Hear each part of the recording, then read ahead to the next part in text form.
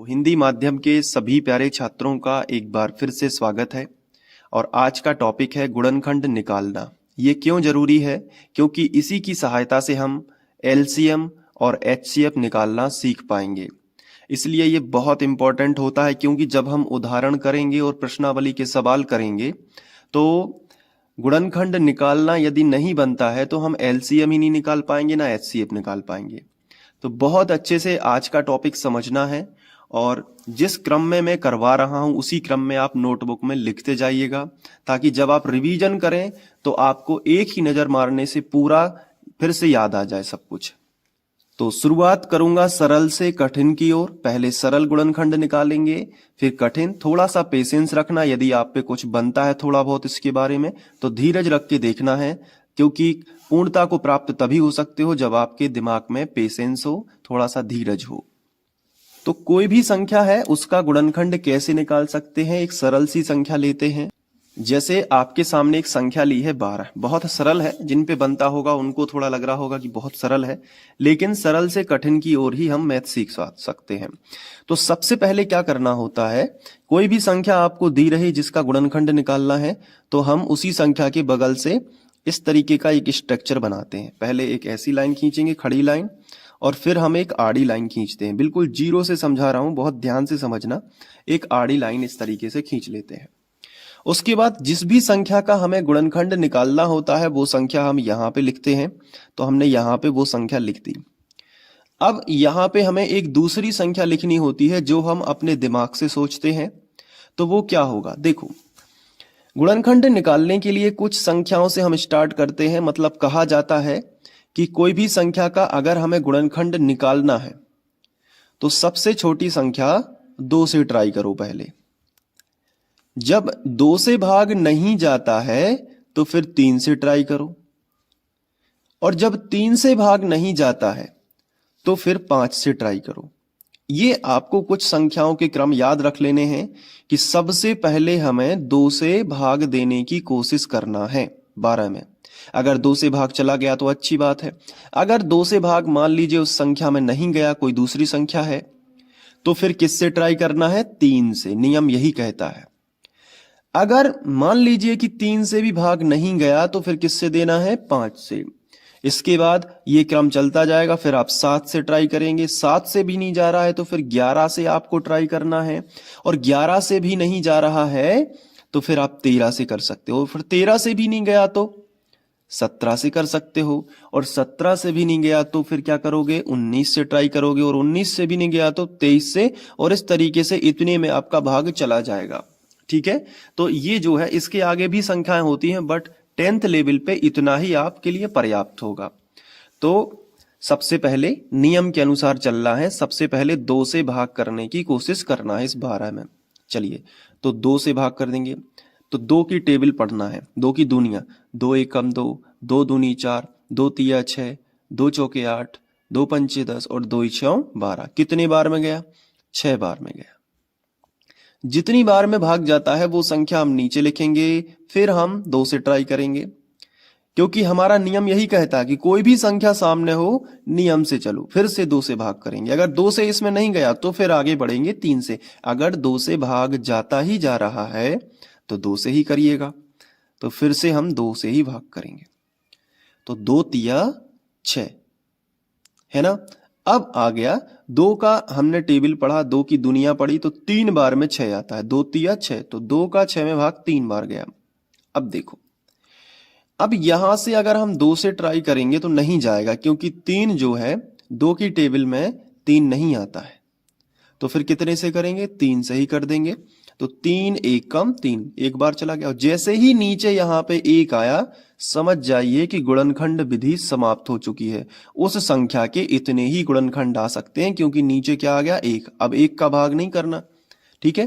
तो हम लिख सकते हैं कि जो 12 संख्या है, इसकी जो ये गुणनखंड आए हैं 12 बराबर, वो हम ऐसे लिख सकते हैं 2 गुणित, जो भी संख्या आती है ना ये किनारे पे, उनको हम गुणा लगा के लिखते हैं। तो जैसे 2 गुणित 2 गुणित 3। क्लियर हुआ कि नहीं? तो ये, और ये जो है 12 के क्या है? अभाज्य गुणनखंड कहलाते हैं। ये गुणनखंड तो है, लेकिन कैसे वाले हैं? अभाज्य गुणनखंड इनको हम बोलते हैं। तो हम ऐसे भी लिख सकते हैं कि 12 के क्या हैं ये, अभाज्य गुणनखंड है। तो ये चीजों का जो है ध्यान आप रखोगे तो बहुत ही अच्छे से आप गणित सीखते जाओगे। तो ये क्या है, 12 के अभाज्य गुणनखंड। अब इनको लिखने का जो तरीका होता है, एक तरीका और चलता है। जैसे अगर कोई संख्या रिपीट हो रही है, अगर कोई संख्या 2 बार लिखी है तो उसको हम एक बार ही लिख के जितने बार रिपीट हुई है उतने की घात लगा देंगे। जैसे 1 और 1 2, 2 बार रिपीट हुई है ना तो 2 की घात लगा देंगे, और 3 एक ही बार है तो उसको हम ज्यों का त्यों लिखेंगे। तो ये तरीका भी काफी ज्यादा फेमस है। तो किसी भी संख्या का जो गुणनखंड आप निकालोगे उसके बाद आप उसको घातों के रूप में भी लिख सकते हो।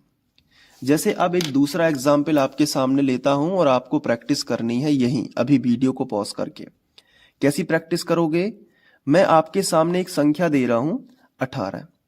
अब आप इसका उभयनिष्ठ जो अभाज्य गुणनखंड है वो निकालिएगा। ठीक है, तो चलिए शुरू हो जाइए। चलिए अब आप मैं करके बताता हूं कैसे करोगे। 18 के अभाज्य गुणनखंड कैसे निकालोगे, आप किनारे पे 18 लिखोगे, उसके बाद एक खड़ी लाइन और एक आड़ी लाइन, इस तरीके से। अब शुरुआत किससे करनी है, 2 से करनी है, तो 2 से भाग दो। 2 की टेबल में क्या 18 आता है, बिल्कुल 2 नाम 18, 9 बार में आता है। तो जितनी बार में आता है उतनी संख्या नीचे आ जाएगी। फिर 2 की टेबल में क्या 9 आता है, 2 की दुनिया में क्या 9 आता है, आप कहोगे नहीं आता, तो 3 की टेबल में आता होगा, बिल्कुल, क्योंकि 2 के बाद फिर किससे ट्राई करना है, अगर 2 से भाग नहीं जाता तो 3 से।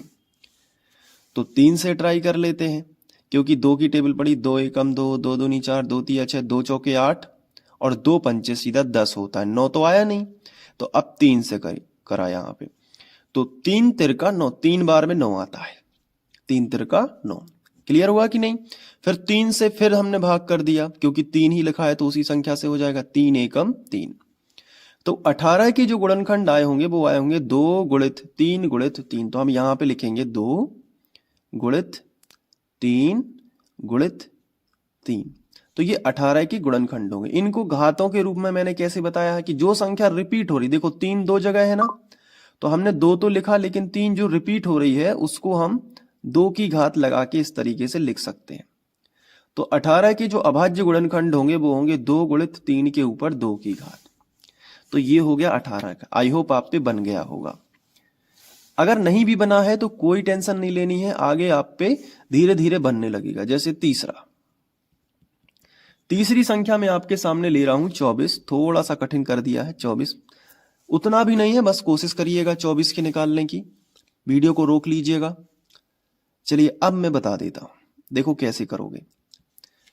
जो संख्या दी हुई है ना उसको यहां पे लिखो, एक खड़ी लाइन और एक खींचना है आड़ी लाइन। अब 2 की दुनिया तब तक पढ़ना है जब तक 24 ना आए। तो 24 जैसे बड़ी संख्या है तो अलग अलग कर दो, जैसे कि 2 एकम 2 और 2 दूनी 4, ये चला गया। 2 एकम 2 और 2 दूनी 4, ऐसे भी कर सकते हो। ठीक है, अब इसके बाद आप दिमाग भी लगा लोगे कि 12 दूनी 24 ही होता है, मतलब करेक्ट है। ठीक है, अब क्या 2 की दुनिया में 12 आता है, लगाइए दिमाग, बिल्कुल आता है। 2 एकम 2, 2 दूनी 2 एकम 2, 2 दूनी 4, 2 तिया 6, 2 चौके 8, 2 पंचे 10 और 2 इशम 12। ये देखो 2 की टेबल में 6 बार में आता है, तो यहां जितने बार में आया वहां लिखो। 6 बार में आया तो यहां पे कितना लिख लो, 6 लिख लो। फिर एक लाइन खींचो, फिर 2 से भाग करो, 2 तिया 6, 3 बार में गया, फिर 3 से ही कर दो क्योंकि 2 से तो जाएगा नहीं, तो 3 एकम 3। तो 24 के अभाज्य गुणनखंड कितने होंगे, 2 गुणित 2 गुणित 2 गुणित 3। तो यहां पे लिखोगे 2 गुणित 2 गुणित 2 गुणित 3, यही होगा ना। बराबर के नीचे क्या लगाओगे, बराबर। अब जो संख्या रिपीट हो रही है उसको लिखने का तरीका मैंने क्या बताया, कितनी बार रिपीट हो रही बताओ, 1 2 3। तो 2 के ऊपर कितने की घात लगा दो, 3 की घात, और गुणित में कितना लिख दो, 3 लिख दो। बताओ बनेगा कि नहीं। थोड़ा थोड़ा लग रहा होगा कि हाँ बन जाएगा। बिल्कुल भी हिम्मत नहीं हारनी है। गणित आपको अगर कठिन विषय लगता है तो आप उतनी ही ज्यादा इसमें प्रैक्टिस करेंगे तो आपको वो क्या लगने लगेगा, बिल्कुल सरल लगने लगेगा, बिल्कुल टेंशन लेने की जरूरत नहीं है। अब देखो जैसे चौथा मैं आपको बता रहा हूं, बड़े ध्यान से समझते जाना। जैसे चौथा, एक और मैं संख्या आपके सामने प्रस्तुत कर रहा हूं, जैसे कि 30। क्या इसका आप धीरे धीरे देखो, हम कठिन की ओर बढ़ते जा रहे हैं, आपको पता भी नहीं लगेगा और आप गुणनखंड बनाना सीख जाओगे। देखो कैसे, सबसे पहले क्या करना है, 30 और बराबर का चिन्ह लगा लेना है। यहां पे 30 लिखना है और एक खड़ी लाइन और एक आड़ी लाइन। अब सबसे पहले नियम क्या कहता है कि पहले 2 से 2, 2 से ना जाए तो 3 से 2, 3 से ना जाए तो 5 से 2, 5 से ना जाए तो 7 से 2, ऐसे नियम है। तो कुछ शुरू की 4-5 संख्याएं आप याद भी कर सकते हो। तो 2 से जाएगा क्योंकि अगर इकाई अंक 0 है तो 2 से निश्चित ही जाएगा। 2 से भाग देना मतलब उस संख्या का आधा करना। तो 30 का आधा कितना होता है, 15। तो आप डायरेक्ट भी लिख सकते हो 15, और 15 दूनी 30 चेक भी कर सकते हो। इसका गुणा करोगे ये संख्या आपको आ जाएगी। तो धीरे धीरे आपको ये भी पता चलने लगेगा कि कहां कैसा गुणा करने से संख्या पता चलती है। इसके बाद 15 है, तो 2 की टेबल में कभी भी 15 नहीं आता, 2 की दुनिया में कभी 15 नहीं आता, लेकिन 3 की दुनिया में जरूर आता है। तो 3 से ही भाग जाएगा, 3 5 15, 5 बार में चला जाएगा।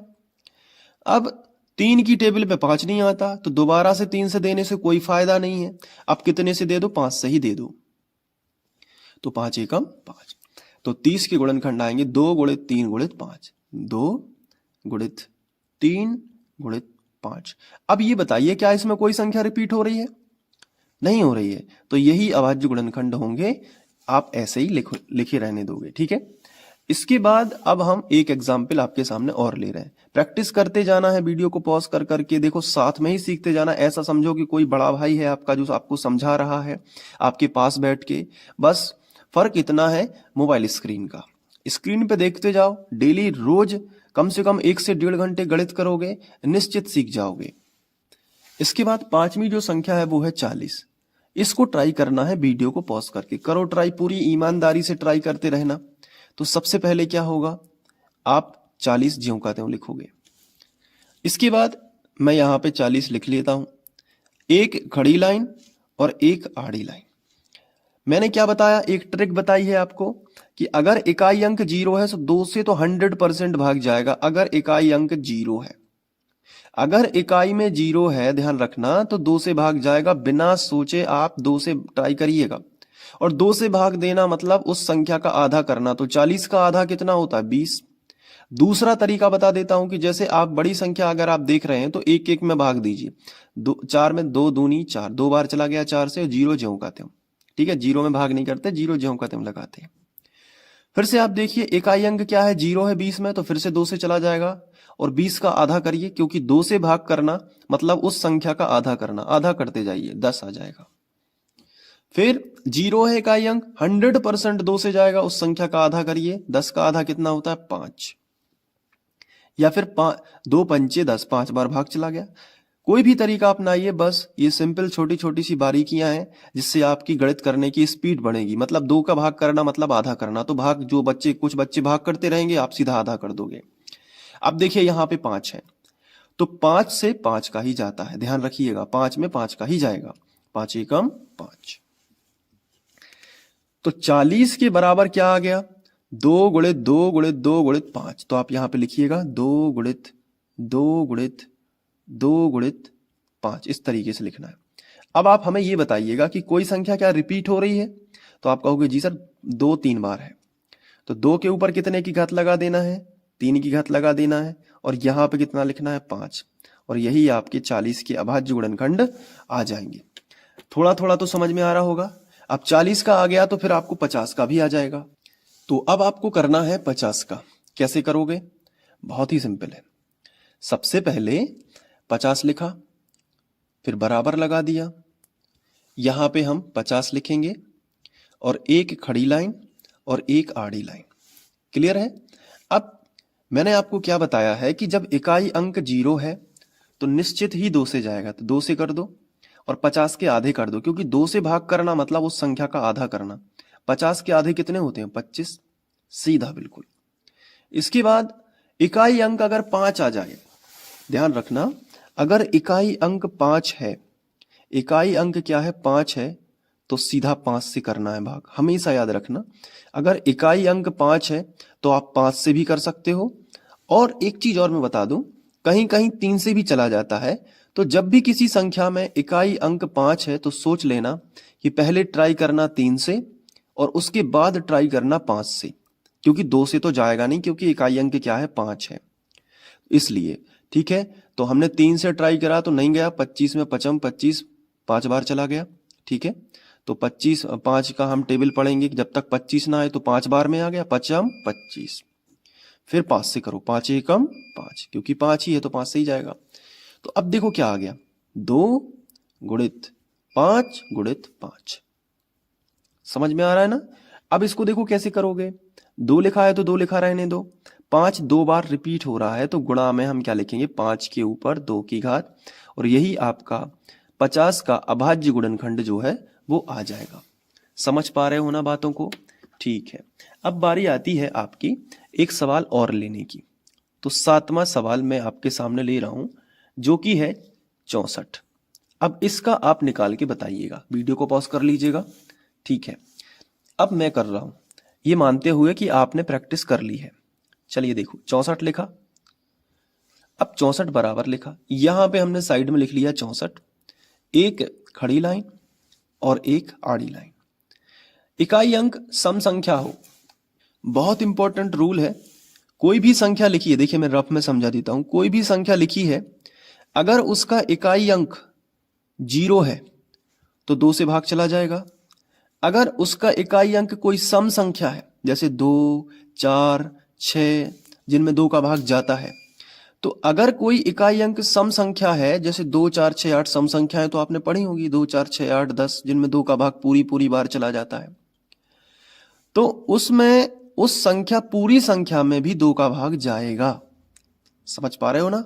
अगर किसी संख्या का इकाई अंक 0 है या कोई सम संख्या है तो उस पूरी संख्या में 2 का भाग जाएगा ही जाएगा, सोचने की जरूरत नहीं है। इस 64 को देखो, इसका इकाई अंक क्या है, ये इकाई अंक है और ये क्या है, दहाई अंक है।